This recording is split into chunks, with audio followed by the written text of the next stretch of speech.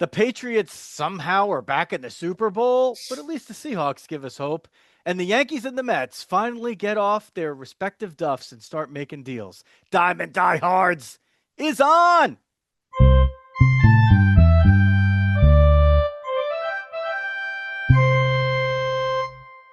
Welcome to the new year. Along with the dog, Jeff Healy, this is Joe Rizzo. Thanks for checking us out on Facebook Live if you are here or wherever and whenever you are watching or listening to us. It is Diamond Diehards, a podcast that, with our name, it sounds like a baseball podcast. That's the way it started. But my partner and I do like to branch out, and we will, of course, not ignore the fact that there is a Super Bowl in the offing. And of course, our focus, as always, will be on the Yankees and the Mets, and then whatever else decides to pop into our respective heads as we go along. My partner is Jeff Healy. You can follow him at Jeff Healy 8, the number 8 on Twitter. And I'm Joe Rizzo. You can follow me on Twitter or X or whatever you call it at Diamond Diehards. And if you're on Facebook, go check us out. There's a Facebook page, a Facebook group. More stuff happens in the Facebook group. It's facebook.com/group/Diamond Diehards. And there's a YouTube channel as well. So all this stuff goes there also. Dog, the mass holes are in full effect. I can't stand it. I don't know how the hell the Patriots are in the Super Bowl. Listen, if it was the Giants, hopefully this time next year we'll be doing a show where we're ecstatic at our pal Mike Serra's birthday next year. Maybe the Giants will beat somebody and punch their ticket as the next unlikely team to actually make it. But for now, look, I can't I'm not killing the Patriots, okay? You can only beat who's in front of you. But they had the easiest schedule of any NFL team since like 2000, as crazy as it sounds. And then they get to the AFC Championship game, and like 2 plays before the Broncos are about to kick a game-winning field goal to eliminate the Bills, Bo Nix breaks his ankle, and they have to play Jarrett Stidham, who, if they played run pass punt, I thought the Broncos still were going to win, and probably I was right. It's just that the one pass that he attempted to throw wasn't even a pass, and it handed him. They just handed them the game. So I'm just Dog. How do the massholes keep winning? It is so frustrating, so frustrating. I mean, the only thing worse would be to be a Jets fan, right? That you have a choice between the guy you let go and then worked out, or your arch nemesis after the goat finally retires, magically get a guy and they're back in the Super Bowl. Um, yeah, it's been ridiculous. I'm actually somewhat salty because the only game really the Giants got destroyed in was actually the Patriots. So I was all over like the Patriots are all smoke and mirrors and this and that, whatever, and soft schedule and stuff like that. And then they came in just absolutely knocked the snot out of the Giants. I'm like, oh, okay. Compared to even like the Broncos, like all the other teams in the playoffs and stuff, like, oh, the Giants are right there with them. I'm like the Patriots, like went in and just beat them up and down the field. Yeah, Um, you're right. Actually, that is kind of funny. Like, I had such high hopes for that game, and to exactly. I me, was like, oh, let's work out. Like, oh, no, it's not. that was actually to me the Patriots' most impressive game of the season. Like, Well, it had to they be, came yeah. out and they big brothered the All Giants. facets of the game, They just they just whooped. they beat the shit out of those guys in that game. It Yeah. was it was So, bad. But so anyway, I give them props, but I already bet the Seahawks. I did listen. I did say in the Fordham group, I did say, give me credit. The 4.5 points the Broncos were getting, I'm like, I'm taking a second mortgage out on this. So I did the Riz, which is called do half on the spread and then do half on like the money line in terms of the budget. So I at least I came out ahead, but if the Broncos had won, as they should have, it would have been a big day. And then before the 2 games, I bet the Seahawks to win the Super Bowl. So I got them at like plus 145 instead of whatever their money line is going to be. But like it screwed up a couple of things. Like I did direct matchup Seahawks Broncos, which was not the popular one. So I would have cashed a little bit more, but I'm going to be I'm laying gladly the 4.5 points for the Super Bowl. So no question about what my pick is here. Nope, you don't have to get. You can go if that's all you came for. You got Riz's pick. That's right. And it's funny. It's probably going to be a good game that nobody's going to give a crap about. So they're two kind of fairly evenly matched teams. I agree. I do think the Hawks are Seahawks are the better team overall. But props to Vrabel, right? I mean, he just has that team out and ready to rock and roll all the time. So who's got the higher ceiling? Does May step it out, right? I mean, maybe versus Darnold, but Darnold is going to be he's going to be steady, right? No nerves, everything else like that. He's kind of been through a lot already in his career. So if I had to bet on who's going to have the better day, I think I'd probably go with Darnold. Um, and between that and a rock solid defense, it should be solid. It's nice to see the sort of return to defense too, which was kind of cool.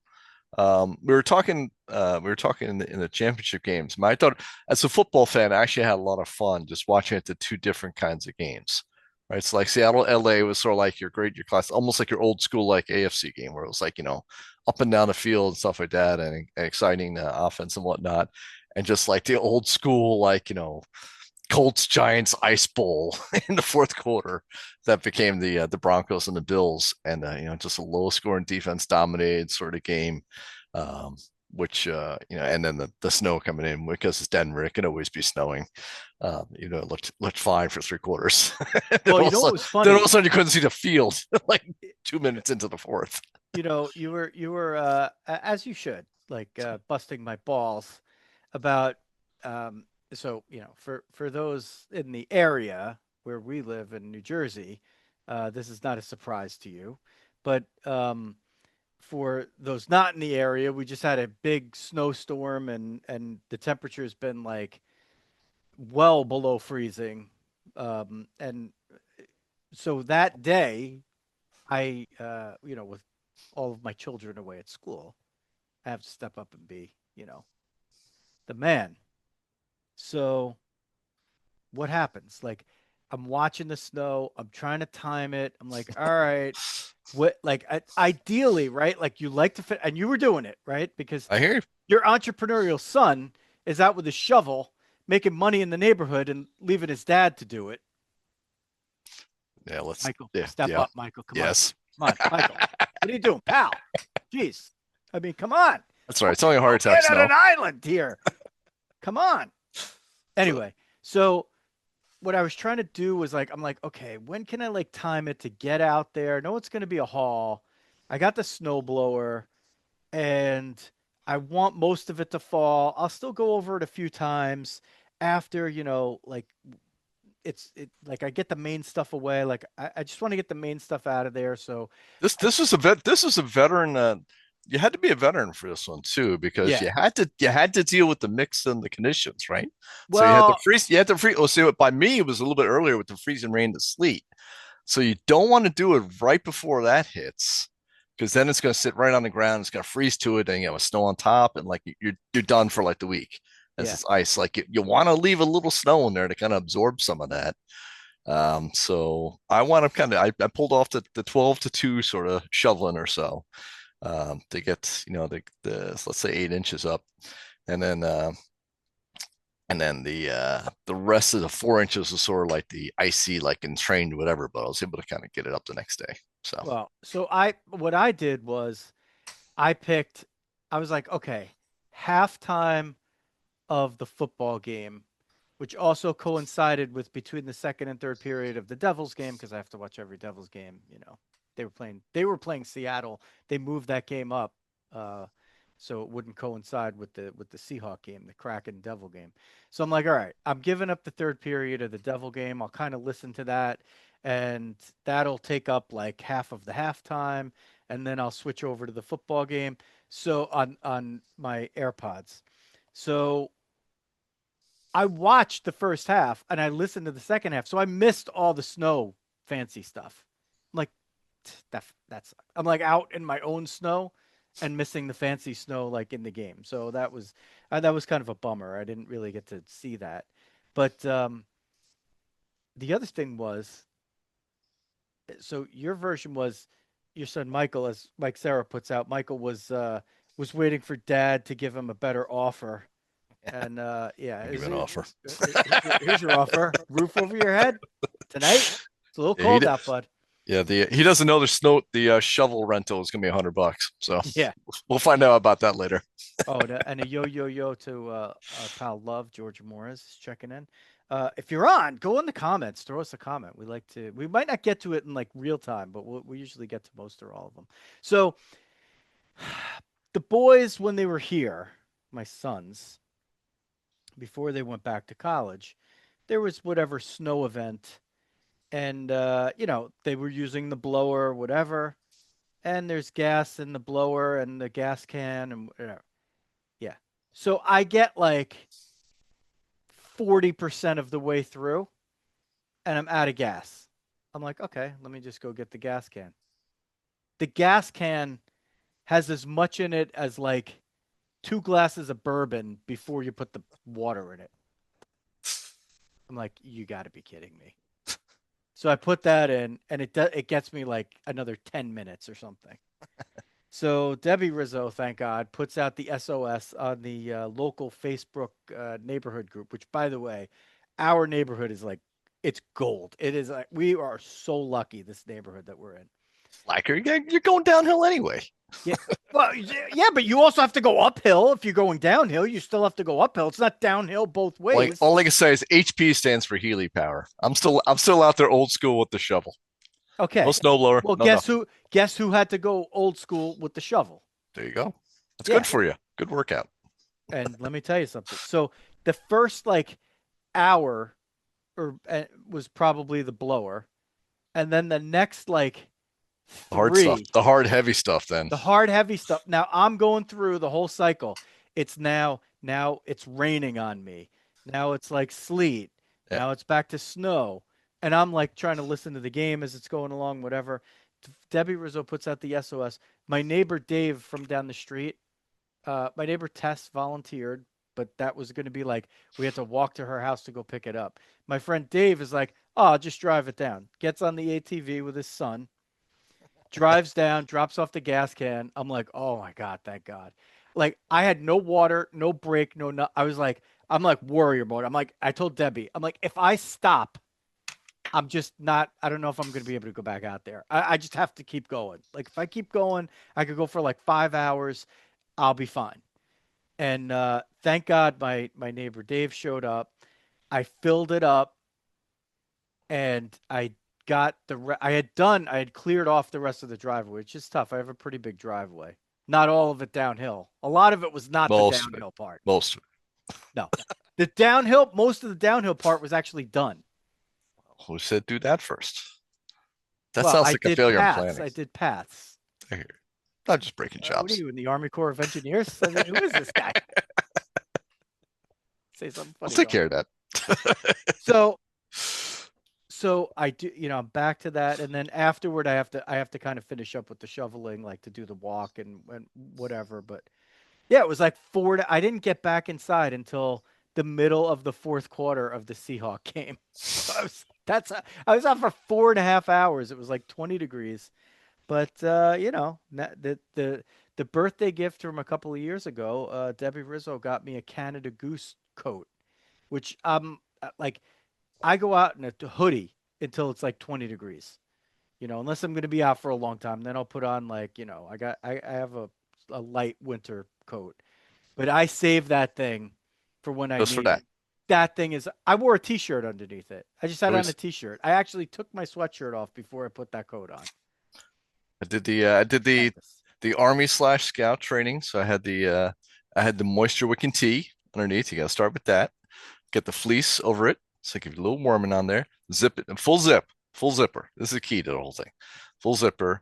I actually I got like a Janice like sleeveless jobby that was actually pretty warm. So I threw that in there too. And then I had the big coat over the top and then the hat on, of course. So then you can sit there, you can start unzipping, you take it down, you keep it all like that. So you're like Survivor Man, right? So you want to be warm, right? But you don't want to be too hot, right? And when you're starting, it's just like you're doing a hike. When you're starting out, you want to be a little chilly. So you're going to heat right up to it. So that actually worked out pretty well. I actually used my Afghanistan winter boots, which obviously I didn't use in Iraq. so so they sit around. This is like the fifth time they've been used in their history since 2010. I was like, you know what? This would be a great time to bust those puppies out. You'd have to use them there if hell literally froze over. Yeah, pretty That's when you much. would use Pretty much. it. Dumped on a mountaintop to die. But my feet would be warm. Goose or duck? Oh, look at that. Oh boy. Jerry's starting to fight. Yeah. So Jerry, Jerry's so yeah, so you know what? This takes us back to our old like pseudo mentor, the sports pope, talking about the snowblower. shared the clip the other day. Ah, it's so good. It is. I'm an artist with the It took a while. snowblower. I'm also afraid of it. I was afraid of it. Now I'm an expert. I'm an expert. I mean, I got it. That's like every dad. So props out there. All right, Yeah. so we got the Super Bowl set. So I guess we're both kind of going. Are we doing official picks, or I mean, I gave mine already, we so probably jump should? in. Yeah, jump in. The chances of us doing another episode before is is tight. Yeah, I guess I'll go Seahawks too. What do you So think about the 4.5? I would I would take it. Honestly, I think Cinderella is going to lose her slipper. Actually, I think the Seahawks are actually going to win by 10 points. Okay, so you like the cut. What about, I think the over-under is 46.5. Let me just check it right now. That's a toughie. Yeah, That's a I'm tough one. definitely like That's the right. worried about the That's around the over-under right here. number. Two good. I'd say 10 points, and I take the under. That's tough to get there. 24-14.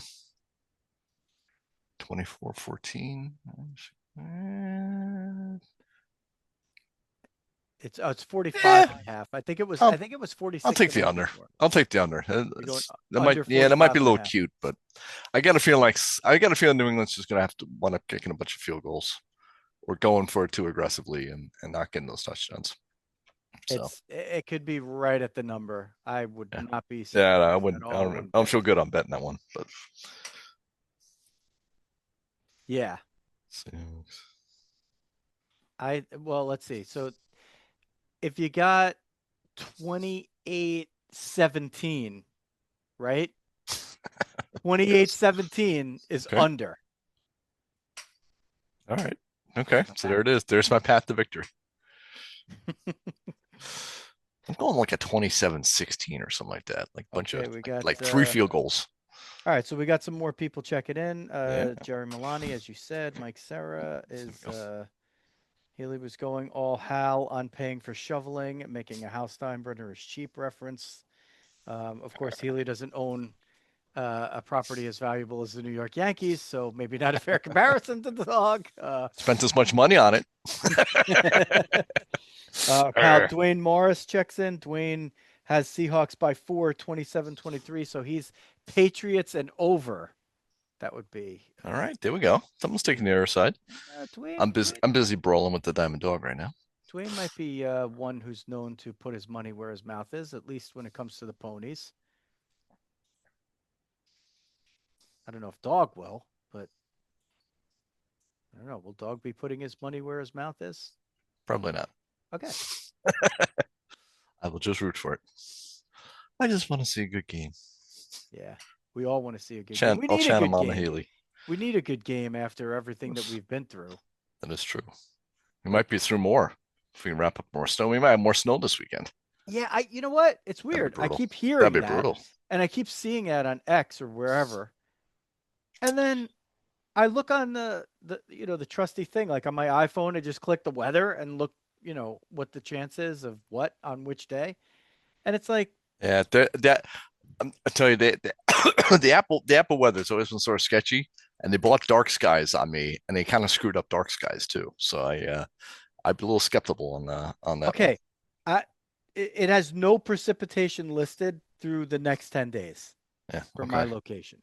Okay. So if there's going to be like a bomb cyclone this weekend, somebody really fucked up.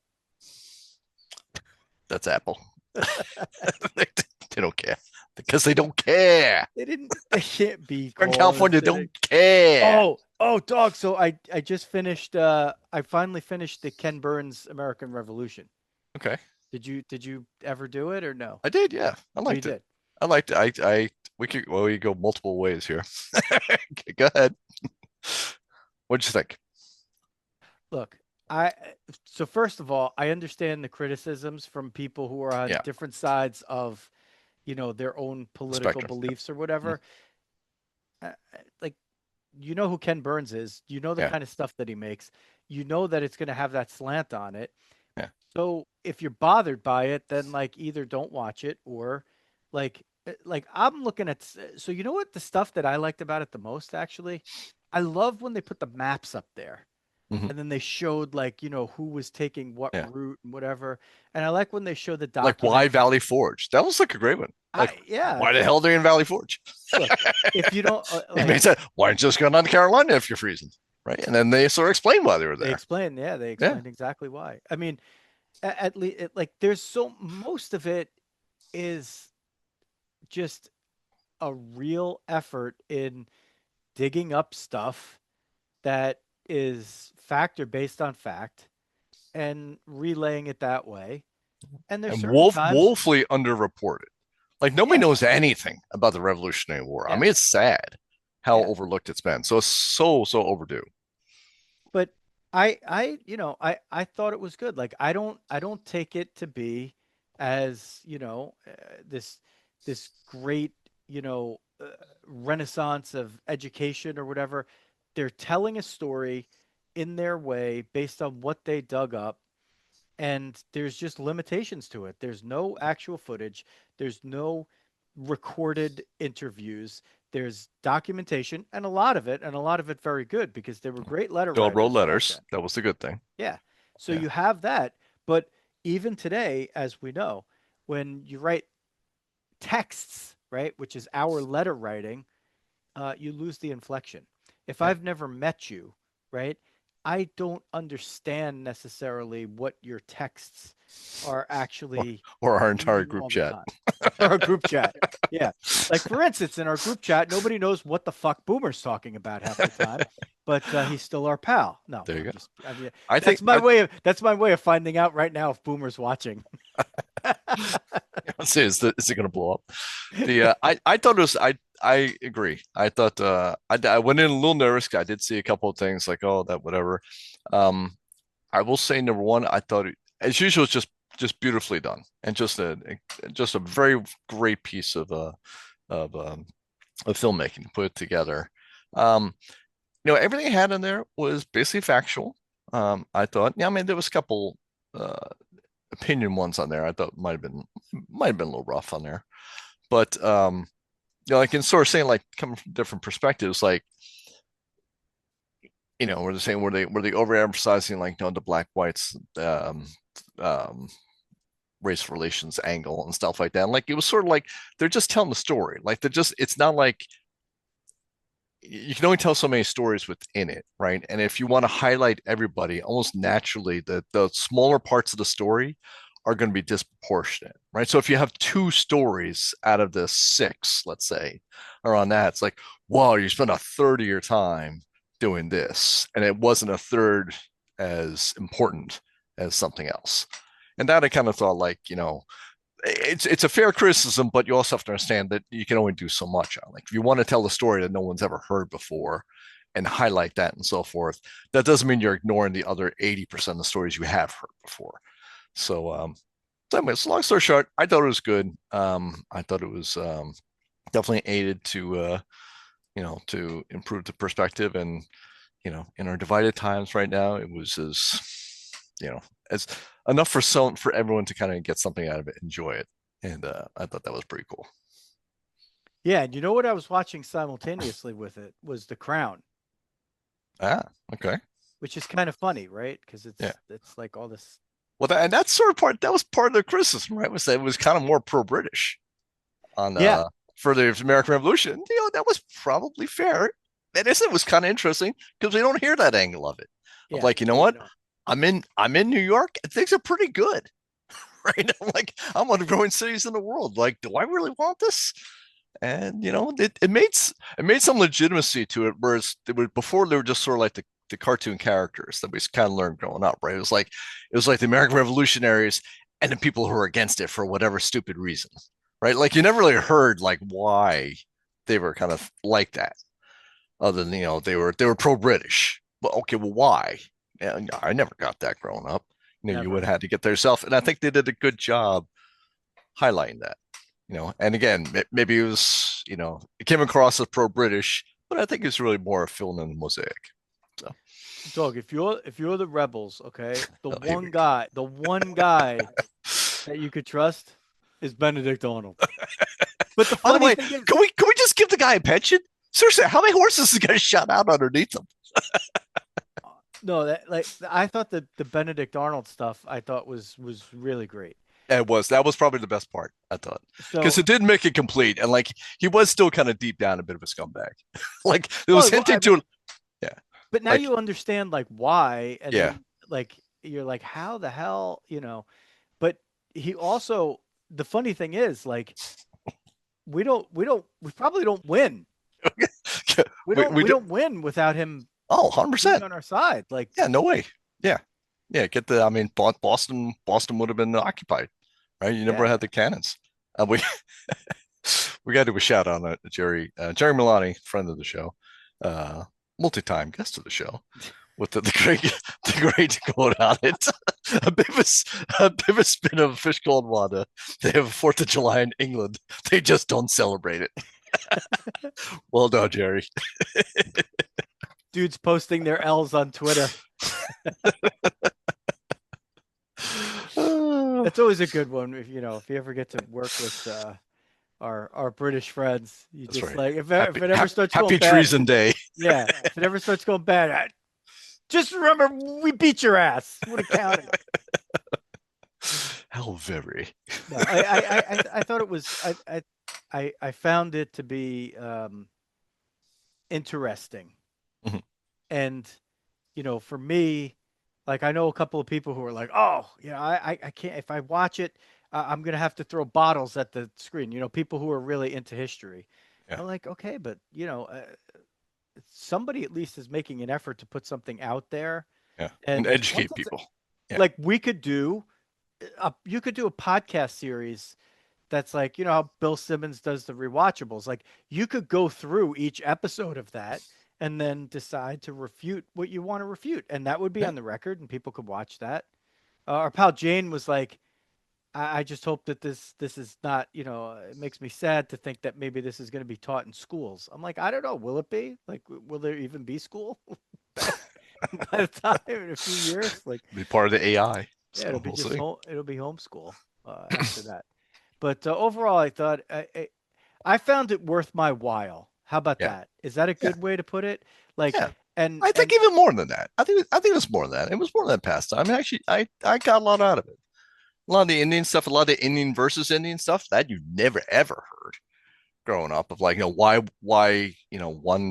one tribes were with the pro US and one were pro British and everything, and sort of explain why. I mean, that you never heard that. And that was all new and to me fascinating info. um, the part also that I think is really underplayed, and you kind of were talking about it was this was like there was definitely like a civil war aspect Yeah. of this that was going on, and it seemed that most of the city centers had a lot of loyalists, a lot of people who were loyal to the crown because, like you said, they're like, hey, I live in New York, I live in Charleston, I live in Boston, whatever, life's pretty good. Yeah. We don't really need that. We could still the crown got us here. Yeah. Why do we have to go against it? Yeah. And We're then down you, south, right? I mean, down south again, very different different backgrounds and stuff, and like, trading, and they were basically like the breadbasket to the UK. So, I mean, that's again, that's why give that up? Um, so you go. Well, actually, I did. I mean, you know what? We're totally going off on tangent, but I did find this is another fascinating factoid of why the British actually had the big army. And it's funny, I always thought growing up that like all the taxes we're putting in and so forth and having the big army there was basically paying for the French and Indian War and then protecting the colonies from basically the ticked off um, Indian nations to the west coming back. And at least according to the documentary, it was the other way. It was basically the army was there so that we didn't keep picking a fight to keep pushing further and further the Indian nation, and that became a bigger ongoing war. So it was actually the army was there to actually keep the colonists contained, which gives more legitimacy. Like that's kind of growing up. I was like, not for nothing. Like, didn't they just like defend us? And like now we're pissed at paying them back. But we were actually really paying for an occupying army, or at least a containing army that was not really helping the U.S. colonists. It was to keep us in. So that was fascinating. I never heard that before. Yeah, you So got you got good some job good on that one. stuff. You got some good stuff out of it. All right, dog. On to So Yankees are easier. Let's do them fast. sure, didn't Uh, do it, much. it's basically scrub time. Yeah. Like they signed some guy who apparently was on the Mets last year. He was one of like the 80 guys that were on the Mets that I don't even remember. Some kind of pitcher, some guy named number 93 on the Mets from last year. That I think they just signed him earlier on this day, Tuesday, January 27th. Um, but really, the only move that they've made is a lateral one, which is they kept Cody Bellinger 5 years, I think about 162 Tree, million tree and thing, two change. tree. Yeah, Basically, a deal that's meant to make it easy for him to opt out after 2 years. So they're front loading the contract, and he has the opt out after that time. Now, here's to me, this is where it all comes down to for the Yankees, right? Uh, Bellinger totally fit. He just seemed like a Yankee, and if you're just listening, I did the air quotes there. Like he just fit in. yeah, And he's a guy that you want on your team. He's a winning player. I know he wasn't great in the playoffs. He's a former MVP. I don't think anybody has thoughts that he's ever going back to his MVP level, but if he does, I mean, then he's underpaid basically yeah. in this market. But I think what you have is a good chemistry guy. He checks all the boxes. Um, but if you're the Yankees, right, you have to just look at it around the diamond and start from like we'll go from catcher to first base to the outfield and not worry about the other positions for the sake of this argument. Judge is in right. He's going to be there for, a long time, right? Even if he ages out, he's still going to be a plus fielder until he's 37. Like I don't think that's going to slow down too much. He'll still get time as a DH. So you never really want to block the DH, but you're pretty basically set in right field for the next whatever 7 years, 6 years, whatever he's got left on the contract. And now you have Grisham It's in 34. I know, but I'm talking about what he's I mean, got in maybe the three contract. years. Yeah, Is he he'll be a 34? fine player. I thought he's 30, 32. It's 34 according to 33.8 according to Oh, okay. Well, Fangraphs here. So I he'll mean, be 34 for basically the start of the season. he started late, Yeah, so his mileage is not as high. yeah. And, he had some weird injuries that didn't really have to do with him being debilitated. Yeah. So I mean, worst case maybe anyway, it's let's not get hung yeah, up on him. Judge is yeah, judge, right? yeah. He's But fine next every so year. here's what you have in the rest of the mix between center and left. You have three left-handed hitters and a switch hitter who cannot bat right-handed and shouldn't even be, and that's Jason Dominguez. Jason Dominguez is an awful fielder, and he's in your mix. He's as a left-handed hitter and as a guy on the bases, he's pretty good and he's young. He shows a lot of promise, and he's maybe has some value as a bat. But he would be way more valuable to the team if he was a better right-handed hitter, or if at least he was like an even switch hitter. He's a terrible right-handed hitter, like really not competitive. The guy should just bat lefty. And you have Bellinger and you have Grisham, and that's your major league roster. Both are left-handed hitters. Now Bellinger was a complete split flip last year. Hit lefties way better than he hit righties, like terrorized lefties, and didn't really hit righties nearly as well, but that's probably going to be something that is more even. That was more extreme. Like that Mhm. could flip another way. Grisham, better against right-handed pitchers last year than lefties. The previous year, he sucked against both. It didn't matter. Both guys are way above average fielders. So you got that. So you have Dominguez there, and you have Bellinger there, and you have Grisham there, and the only one of them really who you would want to play every day is is Bellinger.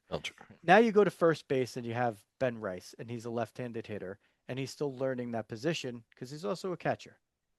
At catcher, you have Wells. You really need a right-handed guy to platoon with Wells behind the plate, although he's a left-handed hitter who had ridiculous reverse splits last year too. I think that'll eventually even out. Stanton clogs the DH, you know that. Here's the guy that's in the mix that nobody's thinking about, and it's Spencer Jones. And he's a left-handed hitter as well. And if he's going to be ready anytime soon, he's now blocked by Grisham and Bellinger and Rice and Stanton. He's an outfielder, he's a center fielder, probably projects more in the corner, but I don't really know. As a young player, maybe he could project as a center fielder. But you have like four of the same profile guys for like two positions there. So once if you let Bellinger go after 2 years and Jones is showing that he's a guy, then that's also about the time that Stanton's contract comes off the books and you're kind of set then. So I can kind of see why they would have made the Bellinger deal the way that they did. If he's still good and the other guys don't pan out, then he stays. And if not, then you could just, let him walk and let the other guys come in and play. So we just have to see how that pans out. I mean, they're pitching. Or he sucks and you're stuck with him for 5 years. That's the scary scenario, right? Because it's his option, not your option. That's the problem. Yes, but Your best case, you get 2 great years out of him, and he walks, and you can decide to pay him if you want, then, right? Kind of like Mets Alonso, whatever. Yeah. Or so the only downside is you have extension risk, effectively. Yes, but I like a risk like that when it's a guy whose glove is good. His glove's not going anywhere. In 5 years, he's still going to be a really good fielder. So even if his hitting falls off of a cliff, he's basically just going to be Trent Grisham. Right? And Trent Grisham's only signed after this year. A very highly compensated Trent. Well, maybe not. I mean, I think QO this year, but Mike Sarah predicts that Grisham gets traded by trade deadline for bullpen help, opens up playing time for the Martian and Jones. We'll see. Hey, Mike was actually reading my mind. I was actually had that same sort of thought, and that's a very half a year, paying up somewhat. It does open up a lot of opportunities for trade for if he's that second division team that can't necessarily take huge contract. If he's sitting at 26 home runs at the trade deadline and playing, great center field again, or just keep him. I mean, that's like Spencer Jones, right? That could be Spencer. He could have a spot to move to, right? If Grisham wants it moving next year. Yeah. With them, right? So that problem may fix itself. It might, but not soon necessarily. Not first half of the season. Plus, these guys are they're aging up a little bit. So I'm not saying Stan to get her too. I'm like, it's not awful to have like an extra guy kind of hanging around with that, especially given the history there. I mean, Cody's had a little injury thing. Stanton's always hurt. Well, I think that other guys shouldn't be, but I think that if Spencer Jones shows that he's ready, and Stanton's going to become an Iron Man. He's gonna be like, I'm having my healthiest season since I was 26. Just so we can't see Spencer Jones. All right, that's enough with the Yankees. I mean, we could talk about their pitching or whatever some other time. That's time now for us. You happy with the offseason as a Yankee fan? I always want more pitching. Yeah. But I was glad. So between Tucker and Bellinger, I had no problem with the way that it turned out. So I'll say that. Tucker's a great hitter. He's been a very good fielder at times. And, I know what I have in Bellinger. I would have liked to see them make a little more effort at Bichette. But I think that they still could potentially make some moves. And I think the deal that they made last year to get Ryan McMahon from Colorado, I think they feel like with him there and their half year to half year platoon at short with Caballero and Volpe, and then Jazz at second. I still think he could get traded if they get Nico Horner from the Cubs. I think that's still a possibility. And then at first base you kind of have what you have. They still could do something over there. I wouldn't even be shocked if they brought Goldschmidt back to be a part of a platoon over there. But I think they want Ben Rice to play every day. They do need maybe a caddy over there, but they got to see how the pitching is once these guys get back. Cole, Heel, Rodon, um, Freed. You put those guys all together. You imagine them in a scenario in your head where everybody's healthy, and if they make the playoffs, no, like that rotation could beat anybody in any kind of series. So that being the case, I would still like them to go get another guy. But let's talk about the Mets. We're going to burn our whole time here if we don't get to Okay. the Mets. All right. Let's get to the Mets. What's your Well, biggest, most favorite acquisition? Bichette. I think Really, Bichette. over Yeah. Peralta? Um, yeah, that's true. Well, I mean, for all you had to, yeah. Weirdly enough, I don't know. Yeah, maybe it is Peralta, but you know what? Let me talk Bichette though. I will say that I both I'll say both are probably desperately needed. Um, Peralta probably more desperately needed. In fairness, they did need a top guy. There's just too many question marks. Like they got guys that if it goes right, they could have a great rotation. But like you saw last season, like not everything goes right. And they were the year before, kind of everything did go right, and then last year they kind of paid it back. So obviously, not minimizing Peralta anyway, but the Bichette move, I thought, um, biggest reason is that it sort of continues to improve the defense. Which I would give him that was clearly a push for push him, and he's going to move him over at third, where his lack of range isn't going to hurt as much. So that actually could be a pretty nice positive for Bichette as well. Um, and just the clutch hitting in the middle of the order. I think that was, in fairness, I think like looking the big picture in the Mets, they traded power, um, and I'm yeah, I'm still pissed about the Alonso thing, so I'll just leave that there. But um, they traded power for better defense and better average and better clutch hitting. And the question is all that enough to kind of offset it? It's like people are like adding up the home runs and stuff, and like if you take sort of Beatty's bat effectively coming out of the order, it's arguably he might play a little bit anyway, but effectively you wind up dropping like 20 home runs for all the guys they brought in versus the guys they lost. Um, when we net it out. And then is the Simeon defense at second, the Bichette defense at third, and potentially Roberts out in left or center, depending on how we're going playing out there. He's got to Uh, be center, right? I mean, you didn't get him to be anything but a center fielder. yeah, it's, I mean, supposedly the kid that bringing up Carson Benge is supposed to be really really good and really good fielder. So I don't know, maybe he's in left just so he's a little bit less pressure.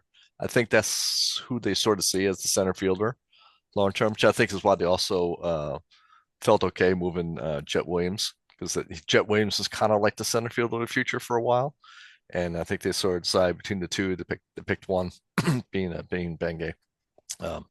Both would have been nice, um, but I think having that, there was just too many times where it was like if you just didn't get the big fly, you just didn't score.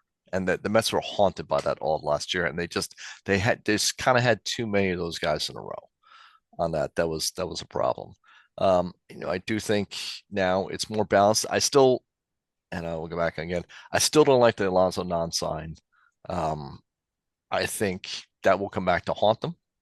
I think Polanco is an okay stopgap for that. But and I get the defense, but it's first base. If you're gonna take one, that's the spot to kind of give it up a little bit, especially since you got a Gold Glove second base next to him now. you were kind of setting up that situation. And the one thing I see is, if Lindor and Soto get on, or Lindor gets on, you're down two, are you pitching to Soto, right? And you got Bichette behind him, so there's a little bit of protection, but it's not the same as Alonso, and I think that's still going to hurt him unless they get, unless they prove out on it, right? So Do I you do think think do you think Lindor is going to take again to that leadoff spot? I'm not so sure. I think that I have a sneaky suspicion that drop him back down, put yeah, him that he ends behind, up being three and Bichette goes one maybe, because I think it depends on the depth of their lineup as well. yeah, So yeah. I mean, it's traditionally that's the way you would have gone, right? no, I don't know. I don't I'm not really Well, sure. I'm saying like Traditionally, like sort of baseball traditional kind of guy that you would you know I would argue Lindor like more power and so forth, so that better overall hitter. So kind of popping him in three versus one, I think makes sense. You well, have to I sort think of what you would have is if you were going traditional, I don't think any of them would hit leadoff, is what I kind of meant. So whichever way you yeah stack them, it doesn't really matter as long as Soto's in the middle, right? yeah yeah. So Or you could put Soto first and then Bichette and Lindor, or Lindor and Bichette, go ahead and walk him. right? I So mean, Soto going to go for 50 steals. oh, I mean it would be smart, right? If you had Bichette batting behind him, then So like he might be batting behind him one way or another. I think there might be a world where can you find a guy to lead off that's not Lindor or Bichette or Simeon? yeah. Like, what if you let off Polanco? I don't know about that one. Just because with between Lindor and Soto, you do have a little bit of speed. I think that was something they were working well with last year to kind of help again and sort of like a little bit of the run creation. That's why I sort of like that, and I kind of like the Lindor, Soto, Bichette kind of in that sort of mix where I think you're gonna give yourself a little bit more opportunities with that and stuff. Um, if you had if the kid could come up and have a decent average and stuff, maybe have like Bengay lead off or stuff like that and shift everyone down a notch, that would probably be ideal. But, they might be asking a lot at this point. Um, Beatty's not really enough an average guy. Viento's probably not as well. Alonso or Alvarez, not. Simeon, maybe. I mean, if he turns it back, he's got the good average, so maybe on that. I think he profiles better as like a sort of a 5 or 6 guy though, in my opinion. Um, but it's I would say overall, I'm okay with the offseason at this point out. I mean, I went from like pitchforks and burning torches and everything in December to now disappointing, but I can see where we're going. And the Diaz thing was just a killer that was just like an unforced error on that one. I don't think there's any reason in the world that they should have let him go, and they got a little too cute and they got smoked by it. Slash, it's actually been a little interesting. I remember like when Cohen first came in, and one of the big things I thought was great was that like the Mets would always get the last call, right? They always get last look, and that hasn't been the case really, which is kind of interesting. It's been a couple times with that not really. So that's been a bit of an interesting situation within it. Um, and I said the Dodgers one wound up smoking them on it. I do think the Bichette move, and I think almost the Bichette move was almost like it was such a good move because it was under such duress that they just gotten roasted on. I mean, if they had gotten roasted on Tucker and nothing else and said, "Well, we're going to run with Beatty," it would have been a disaster coming off of what they already had going on. And Peralta was a good move that followed it afterwards anyway. But I mean, Met them would have been absolutely apoplectic, and they basically pivoted and stole them away from the Phillies. So not only did you kind of help save your bacon in the middle of your lineup, you also really weakened a division rival as well. That was a So great move. That was a yeah, great move. It so was a that great pivot. they were ready for it. I mean, I'll give them fairness. That was like this came up to it. They did that in the back of their mind that if they had to with Tucker, um, they would pivot to it, and they did their homework and got the job done. I think by far their best move of the offseason is Peralta. And the reason why is this. He gives them something that they had the very, very, very least amount of. You just outlined, some of the good that they have and how the lineup looks. Like the lineup, no matter how you plop those guys 1 through 3, it doesn't matter. They're going to hit. They're all elite guys. They're all still in or close to their primes. With Lindor, maybe we don't know as much. Even if he drops off, he's still elite, right? Mhm. Um, at minimum with the glove, like whatever you're getting at shortstop from him defense wise is still great, and his bat is going to be way above average even if he slows down, so you're fine there. um they just don't have pitching, and like you said, you started to talk about it with the bullpen. The Dodgers are playing 4D chess. Alexis Diaz was the closer for the Reds in 24, and he got off to a god awful start. And I could tell you, I know because I had him on my fantasy team, which, by the way, completely dominated again for the second year in a row, and I won the championship. Hopefully, my buddy Rubble is still watching with us because I'm pumping my own tires. I love it. Um, but the Dodgers at that time, they made a strategic move. He was struggling. They made a trade for him, and they basically just like you never heard anything about him. Like he didn't pitch much. He was hurt. He went down to the minors, whatever. And one of the things that you heard when his brother signed with the Dodgers was the brotherly conversation of this organization is amazing, blah blah blah, and now he gets a chance to be with his brother. Like it just did the Dodgers do anything wrong? And like, can they screw something up for us and give us a? I don't know. Somehow they can have like literally like double and triple the payroll, and like somehow it's not a problem. Like the Mets have one fucking year they like go crazy spending wise, and somehow they're still getting roasted on this, and yet the Dodgers are like dropping like Latin American GDPs in there, and it like apparently doesn't seem to be a problem for them. Yeah, So, someone did have a great point. If we're going to talk Dodgers for a second, why they get away with this stuff. Um, that the Dodgers, the only team in baseball where they basically get to keep 92% of their TV revenues. Like everyone else shares it out and stuff. And it's because it was part of the Frank McCourt bankruptcy hearing, basically, that they had to make sure the Dodgers had enough dough to kind of help settle the thing out, whatever. So basically, the Dodgers have a legit, like, unfair advantage. It's enough to keep all the money anyway, but then obviously you're getting the Dodger TV money, which is ridiculous. So basically, that's sort of part of the reason why they can sit there and play these games is that they're actually getting a lot more dough coming in year after year than your average team. So rant off. It's still bullshit though. But anyway, yeah, but it's a huge advantage, and yeah, they're taking advantage of it, and they're doing all this deferred money. That's what's allowing them to do all this deferred money stuff. yeah, It's a deeper conversation, and it's yeah, worth going into and digging. But it's a distinct advantage, and like it has to be fixed. It has to be adjusted.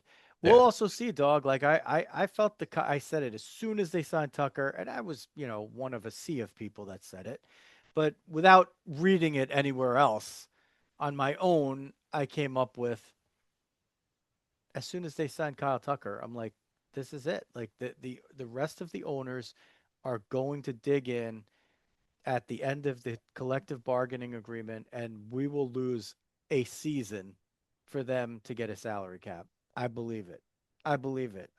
I just and there's these other people saying it's not the Dodgers' fault, whatever. And I'm going True, to do a Monty true, for you. true. But who cares? I'm going to do a Monty for you. It is, but it isn't. That's 100%. Yep. Okay, but And it for is once, it's like true. Yeah. it, they're not doing anything illegal, but what they're doing is just destroying the sport. It's a yeah, they're classic destroying case the of sport. why you need rules on individual franchisees Yeah, because absolutely. they're maximizing their franchise, but they're screwing up everyone else's franchise. All right, dog. To wrap it up for the Mets, Mhm.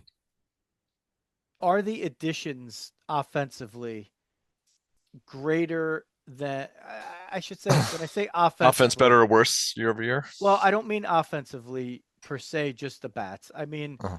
is their lineup and their defense better Mm. than taking out Alonso, McNeil, And Nimmo. and Nimmo? Is it a net positive? I say yes, assuming Simeon doesn't nose over quicker than we fear. So as long as He's got Simeon insurance. stays, You got insurance on him.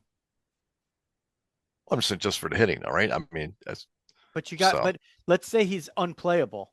He just Oh moves yeah, yeah. Bichette to Well, I'm not. second, and you just have Beatty and Vientos at third, or Polanco can go to third. You have a lot of insurance against him, Yeah. so Okay. I don't think that's All right. bad. That's not I much of a also risk. don't think he Okay. has to hit a lot to prove his value because he's still, I don't care how old he is. The guy was phenomenal defensively, even up to through last year. So even if he takes a nosedive defensively, he's still going to be probably above average. Yeah. So I don't think you're losing anything. But you have like I would you're say I would say all together. I I prefer the position players as a whole because I like that there's more balance between power average and clutch hitting. So I they think were to the individual pieces might have been better overall for last year, but I think put together in the soup, I think the soup is better. It's a yeah, better I soup. I I think they came out net ahead when you consider that now they have something that I like in roster construction, which is, and I just started to talk about it. They basically have a roster that kind of gives them insurance at every position. So they have insurance. You're like, well, how do you say that when Polanco is playing first? Well, guess what? Vientos could play first. He's been a third baseman. He could play first. Okay. Beatty could probably play first. I don't have any doubt that he Yeah. could do it. Semyon, if he screws up, you got Bichette that you could put over there. If Lindor gets hurt, you could play Bichette at Yeah. short, or God forbid, Polanco maybe too. That might be, you could move guys around. You could play Yeah. Bichette at short. You could play Polanco or somebody else, or Vientos or Beatty at third. Like you have some depth in terms of that, where a guy could get hurt, or you could lose a guy for 2-3 months, and you have other bats that can play capable defense and still be positive bats. You're a little thin in the outfield, but Robert, if he shows that he could be an everyday player that he was a few years ago, then you stole it, That's a home run. Yeah. right? Yeah. And That's a lottery ticket. even Yeah. if you could just keep him in the lineup, his defense is good enough that if you just take the combo of center field and right field, right? Like you take those two guys and you average it out and you're still going to be above average. And then your only question really becomes left field, and that becomes an open position, and it becomes a contest. Who's going to go there? Beatty maybe gets a shot. Maybe they throw Vientos out there. Maybe Ben Gay. Ben Gay, if he gets sore, he always has Ben Gay to rub all over himself. That's a joke that only we get because we're old and we've been around a long time. Exactly. But and also that becomes a Okay. Not spot for the jocks though. that becomes a spot where that's an easy trade deadline or in Yeah. season kind of pickup where there's a dime a dozen guys that you could get to fill that spot that are streaky, right? Like that you could get platoons out there. I mean, make it, maybe the Yankees and Mets make a trade. Maybe that's your Trent Grisham trade. Yeah. Um, but I think that where they've really lost out is the pitching, and I know they took the Yankees seventh and eighth inning with Devin Williams and Luke Weaver again, lottery tickets. We'll see what happens. Um, you know, And they probably trade for a closer, would be my yeah. guess at the No, at I the don't think they've deadline. traded for a closer. Well, maybe, but I don't know who's out there that's technically better than the guys that they have. That's an established closer, except for Edwin Diaz. You know what I mean? Like Yeah, he's the best one by yeah, far to me. The only other guy in the conversation is, being rung up on gambling charges, and yeah, so we'll see what happens there. I mean, somebody will take a chance on him if he gets cleared. Believe yeah. me. It might be the Royals or the Padres or something, but somebody will do it. We'll see how it pans out. They're just too short on pitching. Like Peralta, that's what I thought was a great move. But unless these guys are going to really come up and stay up and make an impact, like you're asking a lot of Nolan McLean. You're asking a lot of him.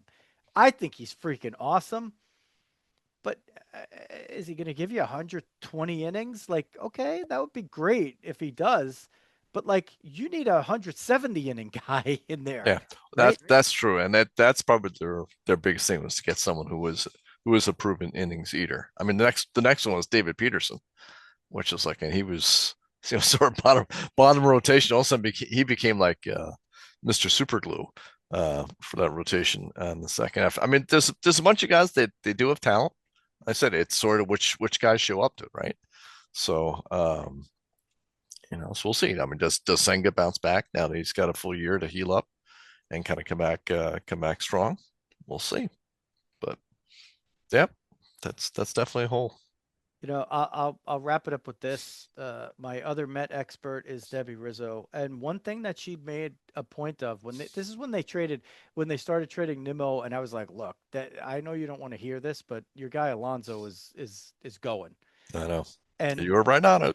and uh, and she said, she's like the problem last year. She's like in the beginning when Soto wasn't hitting and the other guys and Lindor, didn't get a hit from the right side until like May.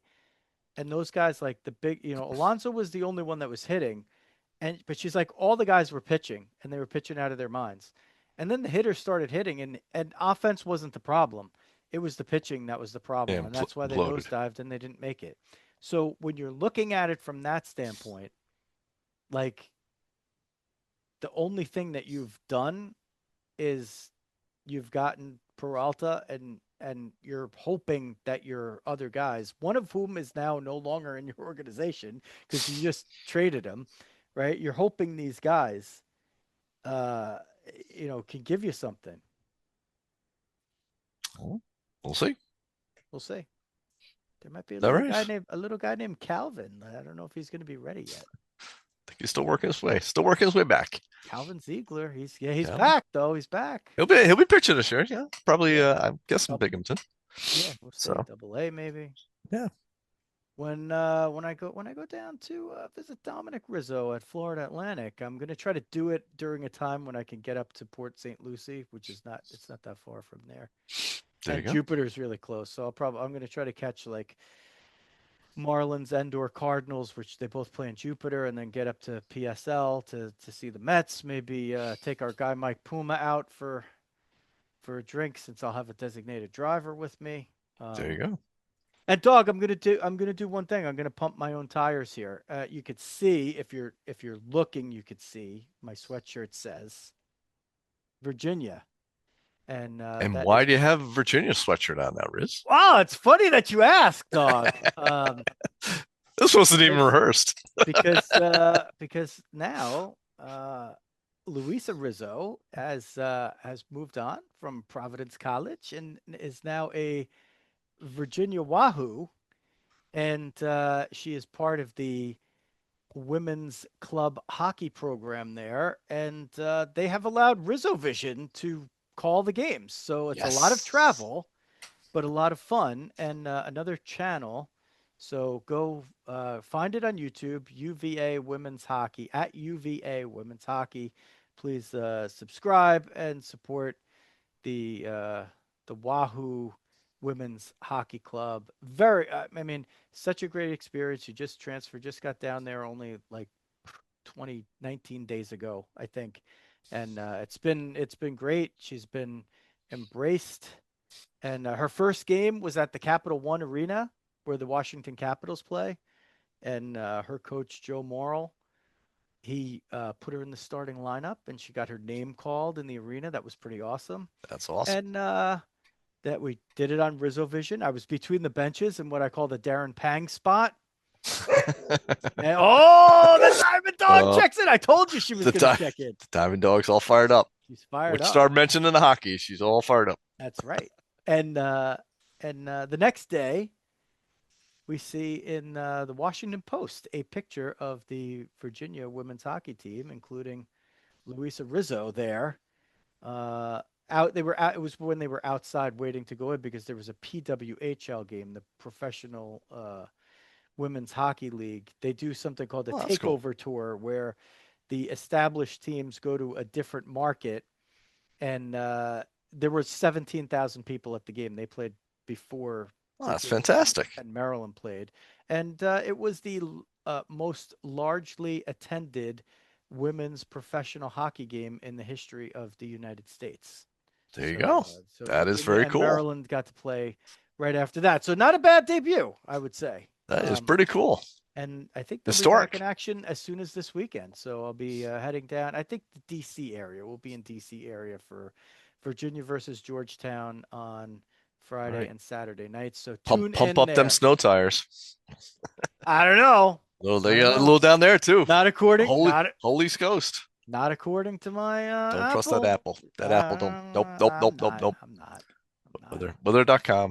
Weather.gov. That's what you need. All right, Dog. We'll wrap it up there. I did miss the John McClain induction into the Ring of Honor ceremony at the Devils game, but I think I will be now in time to still make the face-off and eat some dinner. So thanks for your sacrifice today. I know you had to get back at Michael and miss his game. I mean, I know you had to miss his game. Tragic. in order to do this, so I appreciate your time and your patience. And to all of our viewers and subscribers, we had a really good comment thing today, like 19 comments here. Like, wow. A lot of support over there, so we're glad that you're checking it out. Spotify, Apple Podcasts, anywhere, YouTube, we're there at Diamond Diehards everywhere. Just look us up and find it. Our favorite Giants podcast, how do they end it at the end, Dog? And they always are off. Carl Banks and Bob Papa. I love that. That's like that's part of my thing. I do love that. Tell a friend to tell a friend. And then they sound like kindergartners standing up, like I don't know, they don't do this anymore, but like when we were kids, like, you know, you'd be like in first grade and Sister Claire comes to the door. And then everybody would stand up and say, "Good afternoon, Sister Claire." Like you had to do that. And they're like Papa and Bex, they're always off. They're like, just like a half a second. Yeah. and it's always awkward every time, and I look forward to it. So yeah, tell us what you think in the comments or on X. We gave you the logins before at Jeff Healy 8, the number 8, and at Diamond Diehards for me, Joe Rizzo. That is going to do it for a Tuesday Night Live on the 27th of January in the year 2026. For the Dog, Jeff Healy, this is Joe Rizzo. Diamond Diehards is out! Diamond Diehards is out!